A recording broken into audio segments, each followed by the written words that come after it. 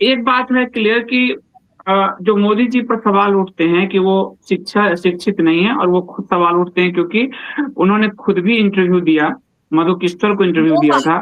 दिए हाँ, हैं कम से 2 बार कम। दिए हैं। राजीव शुक्ला को इंटरव्यू दिया कि हम पढ़े लिखे नहीं है, और जब प्राइम मिनिस्टर बन गए तो उनका एक डिग्री कहाँ से ले आया गया मालूम नहीं, और वो अब आरटीआई से बाहर कर गया कि हम भाई अगर साफ सुथरा आपका एकेडमिक बैकग्राउंड है तो आप आरटीआई में आने दीजिए, लेकिन वो आरटीआई से बाहर किया गया है।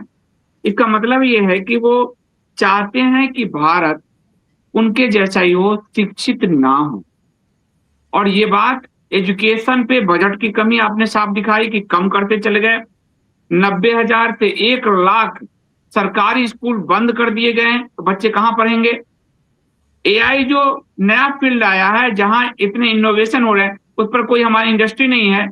मोदी जी क्या कर रहे हैं कि कॉलेजों में कह रहे हैं हम रील लैब खोलेंगे, रील बनाओ, नाचो, अपने लिए पैसा कमाओ, मेरा प्रचार करो। तो ये भारत कहाँ ले जा रहे हैं? वो जो आपने कहा इनका बुद्ध कमजोर है, इनका बुद्ध कमजोरी तो देश का बुद्ध कमजोर कर रहे हैं। का असर पूरे देश पे होता है संदीप जी। हाँ यदि वही। हम क्रिकेट देखें तो कैप्टन की कुंडली क्यों देखते हैं लोग? इसलिए देखते हैं कि पार्टी कैसे परफॉर्म करेगी। सेम लॉजिक अप्लाइज कि शासक का जो वो है वो पूरे पूरे देश पे अफेक्ट करता है। तो वो तो है ही कि ये पूरे देश को, और इसीलिए शासक का पढ़ा लिखा होना जरूरी है। और ये इन्होंने खुद कहा है कि मैं तो पढ़ा लिखा नहीं हूं ज्यादा। पता नहीं क्यों इनकी डिग्री का भी इतना ढोंग किया गया। तो हाँ। That is a very big problem कि ये पढ़े लिखे नहीं और है। अभी आपको रील अपना कल्चर, रील लैब, ये रील जी, तो इसका डेटा क्या ये देंगे? एआई को यूज करना बहुत खर्चीला काम है, फिर भी इतना आसान नहीं है। जहां आपके क्रेडिट्स खत्म हो गए वहां पे आप नहीं यूज कर सकते। इसका पैसा कौन देंगे? जहां ये देगी, सरकार देगी। डेटा का खर्चा कौन देगी? सरकार देगी। युवकों को जो बेचारे जिनके पास में अपने रोजी रोटी का आसरा नहीं है। भारत में एजुकेशन एक ड्रीम हुआ करता था, क्योंकि इससे उनको अपने उज्जवल भविष्य की होप होती थी।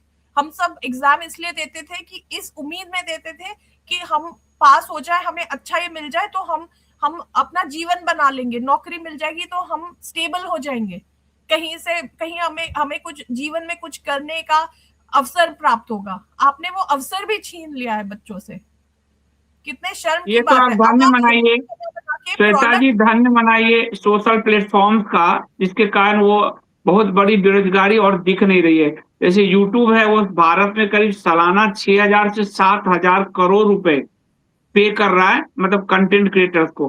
कितना बड़ा एम्प्लॉयमेंट उसके कारण क्रिएट हुआ है। वरना तो ये जो भी इतने दिनों तक सत्ता में है वो भी नहीं रहते, रोड पे बहुत पहले युवा उतर चुके होते। ये तो सोशल मीडिया का शुक्र मनाइए। और उसी को इन्होंने आधार बना लिया कि तुम रील बनाओ, मेरे लिए प्रचार करो। तो ये नहीं अच्छा, कि तो सुधार करते चलो स्पेस मिल गया मुझे। हाँ, तो रील में ये प्रॉब्लम है कि आप दूसरों के बनाए हुए प्लेटफॉर्म्स, दूसरों के बनाए हुए प्रोडक्ट्स, इंस्टाग्राम सर्विसेज, ऐप का उपयोग कर रहे हो। आप ये क्यों नहीं कहते कि आप अपने एप्लीकेशंस बनाओ जिसको का दुनिया उपयोग करे? आप चीजों को, आप मैन्युफैक्चरिंग की जगह आप लोगों को प्रोडक्ट यूजर्स बनाना चाहते हो। कितनी मूर्खता की बात है। और उसके लिए भी आप पैसे दोगे, डेटा के पैसे दोगे आप? कहां से जनता अफोर्ड करेगी उस चीज को?